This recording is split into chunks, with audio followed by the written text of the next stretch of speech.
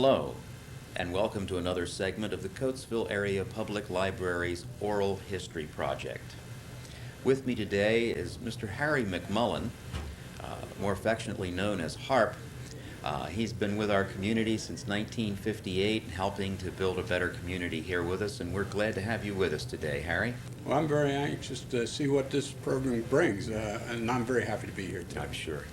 Harry, you came to Coatesville in 1958, but I understand there was sort of an interesting story that involved Mr. McDonald. Tell us how that came about. Well, it was a funny story, and it's sort of how fate works, I guess. I had been promised a assistantship over at Penn State University in physical education. And John Lothar, who was the head of the physical education department at Penn State at the time, had promised me the assistantship, and so I went over to confirm the fact that I was going to start there in September.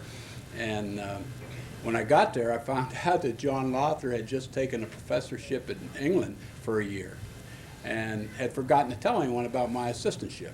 So I was without a job, and this was in August. And so, but in the athletic office, Ernie McCoy was the athletic director at Penn State at the time, and in his office was this gentleman by the name of Sam McDonald.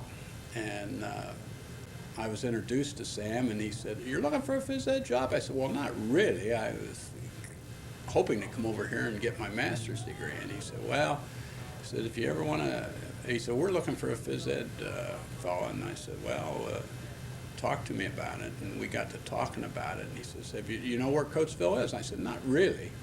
He said, "Well, maybe you should come down and look us over." And he said, "I understand you're interested in baseball." He said, "Come on down." He said, "And you and I'll go in and see a Phillies game." He said, "We're not that far away from Philadelphia." So I said, "Oh, that sounds interesting." So that weekend, I came down, and I was sold on Coatesville. And it's surprisingly, probably the thing that sold me most was Scott. The building.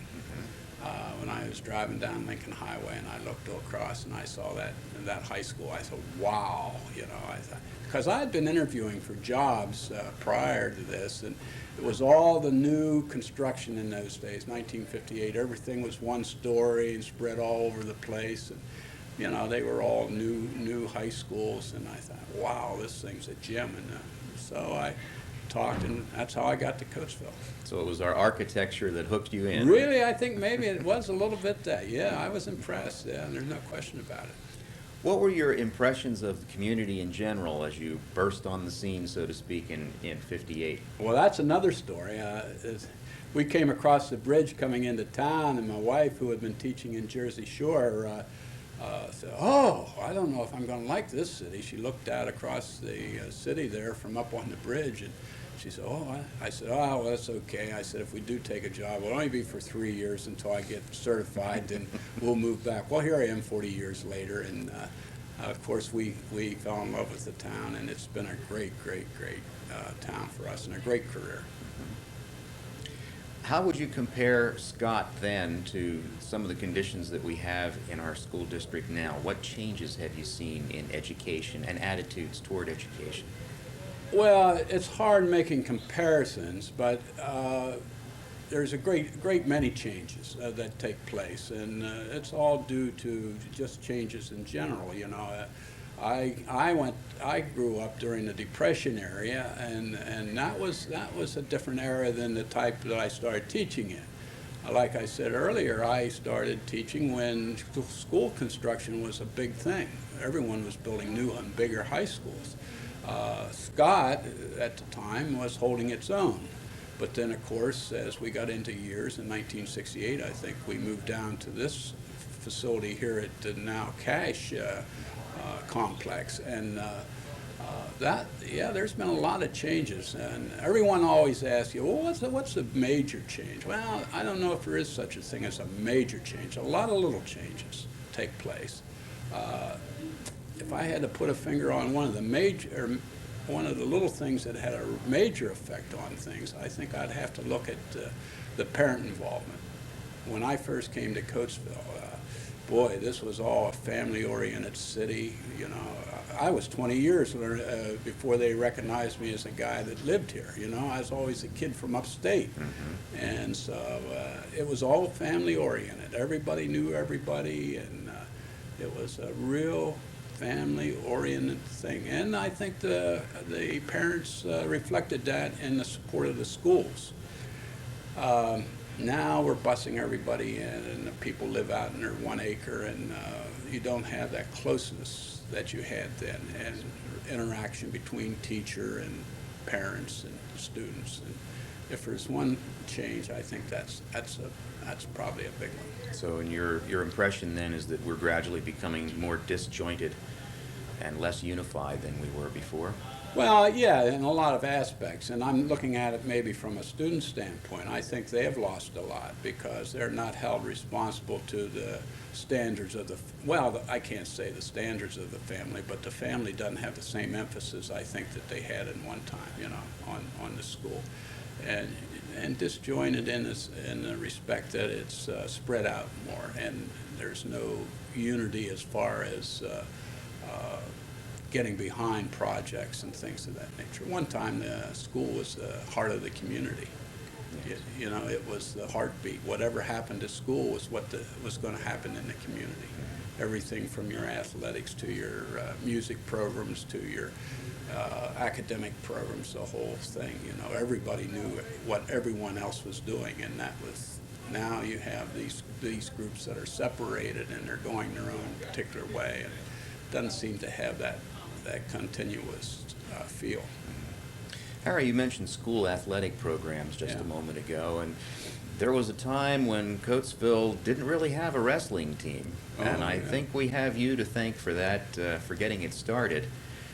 What year was that? Well, wrestling was a big part of my life. I wrestled in high school, and I come from a wrestling mecca up there in Center County, and it was big. It was a big sport up there. And when I came down, of course, when I had met Sam McDonald in the very beginning, I was trying to talk to him about a coaching job in wrestling, and he said, "Well, we don't have wrestling."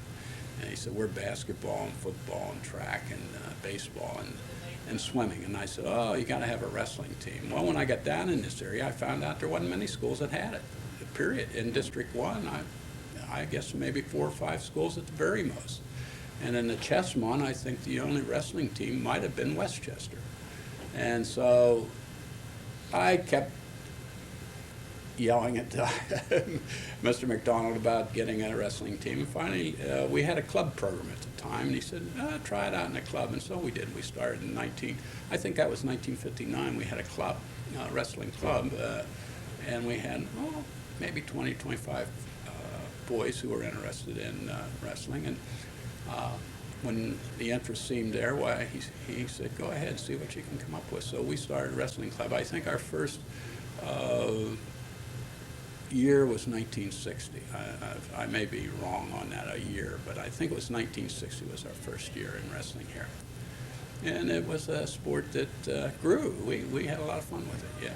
What difficulties did you experience in getting it to go from a club to a team sport? Oh, we had a lot, because people really didn't understand it. That today they would be governors, you know, because the professional wrestling today being popularized by the television.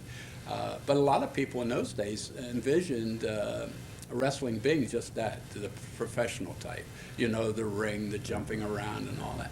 And of course, scholastic wrestling's anything but that. Exactly. And so it was a hard sell. It really was, because like any sport that you're starting, people have to be interested in it. And we started off small, and we finally got enough of mats to make a wrestling mat, number one, and we had to take those off the wall of the gymnasium in order to do that. But we finally got it developed, and it took off, and our kids did very well. And within the first 3 years, we had a state champ. Paul Hudson went, well, it wasn't, I'm sorry, it wasn't Paul. Paul wasn't our first chance. He was the first kid to get into the finals in the state level. I think our first champ was Terry. His name's I'm gonna miss his name now. But Terry, he'll come back. Let me interrupt it later and tell you who he was. But he was our first state champ, and for us to get that kind of success in the very beginning was a phenomenon, really, because, like I say, when you talk about wrestling, you talk about the wrestling up in central and western PA. That's where it's a big sport. But that's the story on wrestling here.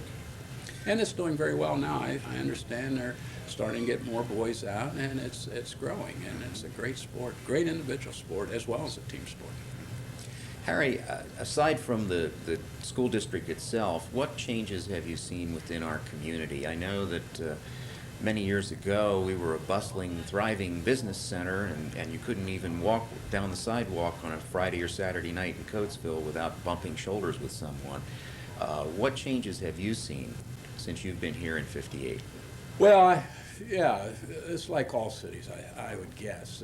I have nothing to compare it with, but from what I observe a little bit, people moved out of the city. When I say the people, I'm talking about the automobile made it possible to live out here in West County or out in the Brandywine townships and move out of town, and like I said earlier, get an acre of land and put their home on it and bus their kids to school. And so consequently, the businesses recognized that these people were transit now and needed parking. And so what they did, they made these huge parking lots and put a few stores on them, and they become malls. And that has a direct relationship to the decline in the inner city retail centers. The fact that you can now drive out to a mall, park, and walk 200 feet and be in a department store has taken a lot away from the downtown business sections. And again, it's the thing that I alluded to earlier. There's not the closeness that you one time had with the inner families. Friday night, you went downtown not only to buy, but you went down to see your neighbor. You know, you went down, you see them all week, but you went down and you still walked down the street, and you were able to chat a little bit downtown Coatesville. Tell you another little interesting story. How much time I got? As much as you want. Well, I have another little story to tell you how I talked to you about what influenced me a little bit to come to Coatesville. I came to Coatesville in 1949.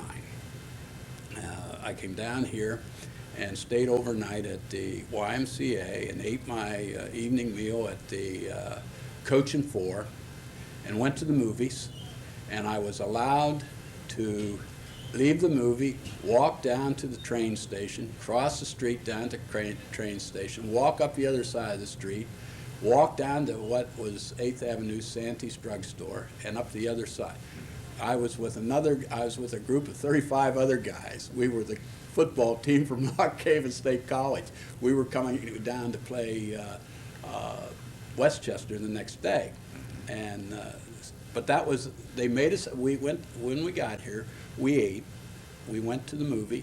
After the movie, we went to did our walk, and then they had a bed check on us. At the Coach and Four. And so I had a chance to walk the streets of Coatesville on a Friday night. And that was all brought about, incidentally, that was all brought about by one guy. The one guy that made those arrangements was a Howard Yost. Howard Yost was assistant football coach at Lock Haven at that time, and he was a native of Coatesville. That was his hometown. He grew up in Coatesville, went to the YMCA in Coatesville.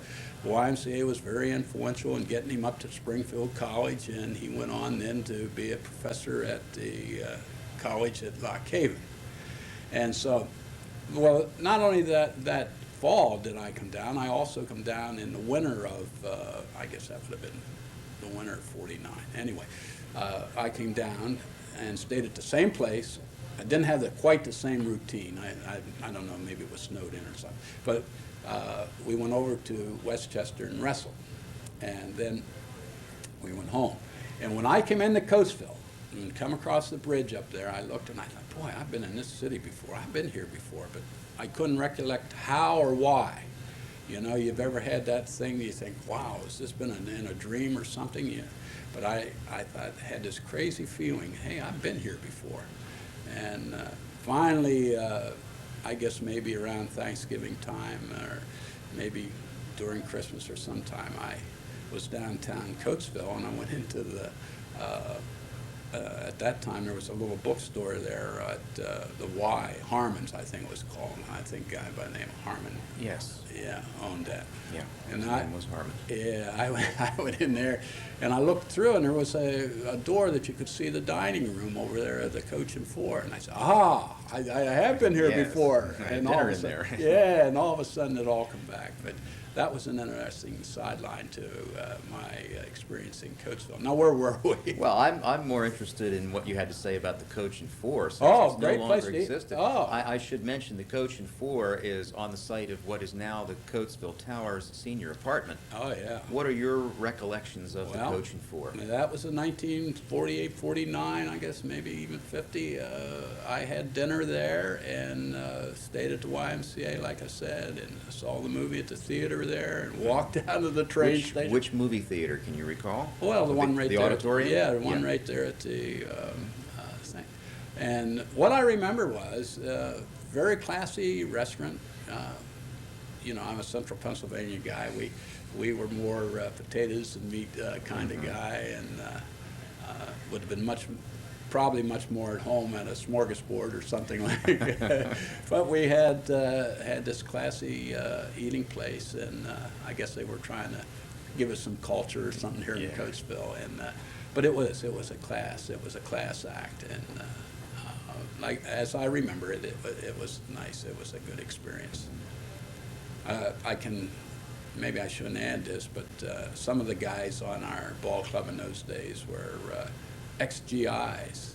And of course, they didn't have the same regulations that the young guys like myself had. And they were allowed to go to the Legion in Coatesville. And so I remember some stories of the Coatesville Legion, but I guess I can't tell them here. No, they really had a good time, too. Harry, you've been very active with the Lions Yeah. for a number of years. Tell us a little about your affiliation with them and some of the changes that you've seen in issues that the Lions have addressed over the years. Well, I didn't get interested in Lions until I had gotten out of the coaching scene in Coatesville. When I say out of the coaching scene, I was an active coach up through till 1970. I was the head football coach here and from 64 through 70. And then after I left coaching, I turned some of my interest to Lions. And of course, I was impressed with some of their philosophical goals. One of them is to help those, of course, less fortunate themselves, but primarily the blind.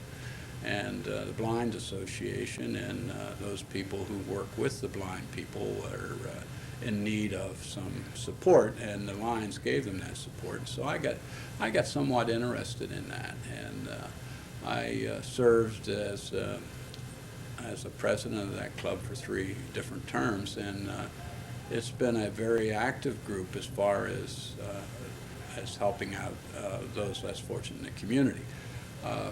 Unfortunately, I think probably like a lot of other clubs, they're having a hard time retaining membership because the people are so busy and so fragmented. When I say that again, we go back to this idea that they're living out of the area. They're no longer living in town. So our membership, as in a lot of other clubs is hard to retain. So I was, and I'm still quite active in Lions. I believe they have a real purpose, and from what I see, that what we do in the way of supporting not only the blind projects, but other projects within the community. We're very active in the Thanksgiving and Christmas operation, and we're very active in in any project that really needs our help. Why we'll be there if we can to help them out. And that seems to be an interest that I like to do. I don't think of it as anything, but I just like to do it. It's good fellowship, and I think it's helping out. Yes. It's been suggested to me that we're a society that has moved from a front porch mentality where people used to sit on their front porches and say hello to their neighbors who passed by, and we've now moved to what has become a back deck society where we've sort of isolated ourselves from our neighbors. And I think most of what you've said today somewhat supports that, and it finds it to be true even here in Coatesville as well. Well, I never looked at it that way, but that's probably pretty much the way I feel about it. There's a couple of things that really happened, and I think it probably was brought on by the advent that everybody could own a car. Because like I say now, change is brought on by certain things, I think, within society. And the one thing that I think changed probably changed us more than anything else was the automobile. It allowed us to expand ourselves. We got away from our neighborhoods and got out, like I said, to an acre of land, and was able to get around with an automobile. I can remember in my little town upstate, if we had 8 cars in the whole town, that was a lot. I remember at funerals, every car in town, a big funeral, why every car in town was used, Now, we were only as big as Thorndale, but still, Thorndale has more than 8 cars today. It sure does. I think that is one thing that's added to it. And like I said, I think it's the malls, which feature parking lots. I think that was a big thing too, the downfall of the retail centers and the walking down the sidewalks of Coatesville or any other city. Mm-hmm. Did any of those conditions have a bearing on your decision to make a foray into the political arena, Harry? Well, politics was an avocation of mine. It was a hobby. I liked politics. I got involved in politics in the mid-'60s. We had a gentleman in the area that was successful in running for the state house, and Sam Morris, and I got to be his good friend, and I wanted to see Sam win the elections, and so I sort of adopted politics as a hobby, and I involved myself with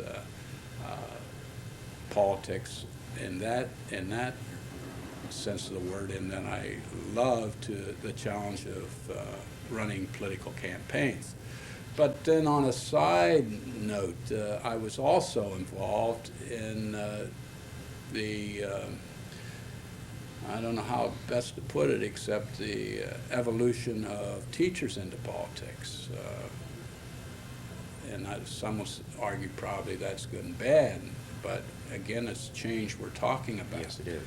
And teachers at one time, probably when I came into the profession, were very inactive as far as politics went, and they had very little to say except about their working conditions or other aspects of education, and yet they were the people who were trained in education, but were given very little in the way as to how education really worked. And so I got sort of involved in it as being an advocate for that aspect of education, political aspect. And with that in mind, I became more and more interested in legislation. And so one thing led into another. I've lost that interest. I don't know if it's because of I'm now out of education itself, or that I'm just not interested in politics as I see it today. Mm-hmm. With your long association with Sam Morris, you must have some interesting Sam Morris stories to tell us. Anything you can share with us? I should sit down and write a book. I don't know if anyone ever met Sam Morris that didn't say, here's an unusual fellow. I've been in his presence, and when he met presidents of the United States, and I've been in his presence when he met the farmer, and I've been in his presence when he met the guy down and out on the streets of Coatesville. And to him, every person was the same. And every person saw him in a little different light. Nobody saw Sam Morris as one kind of a person. He was whatever that guy wanted to see him as, he saw him as that. That was the thing.